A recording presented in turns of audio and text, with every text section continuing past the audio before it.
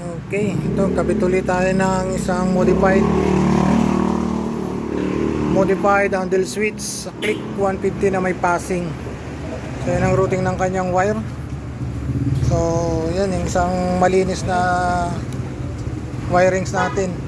Wala tayong ginamit na tape, wala tayong ginamit na silinkabol. Lahat yan naka-terminal. So ito yung sa switch. Ito yung papunta ng relay module. Bali ano to, reversible passing. Yan. Tapos nakarik tayo sa battery. Hanggang dito sa battery, wala tayong patong. Kano yan hanggang doon sa loob. Tapos ito yung sarili niyang fuse.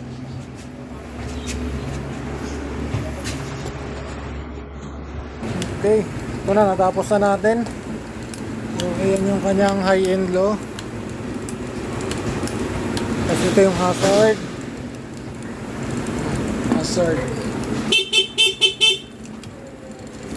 Signal light. Tapos ito yung passing. Okay, tapos ito pag nakailaw ang kanyang high, magpassing ka, magdidilaw yan, mamamatay. Tapos yan, kasabay rin ang headlight. Pag naka-low ka naman, mamamatay rin, magpuputik. So yan po yung reversible namin na kinakabit dito, reversible module. So kahit nakailaw, nagpapassing high and low. Tapos pagpatay, sabay sila, dilaw at puti.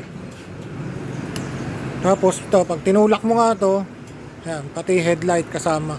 Pag naka-off siya, sabay pa rin passing mo. Yan. Diba, naka-off siya.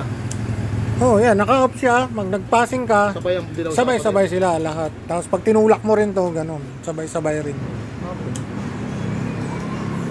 Bulag ang kasalubong.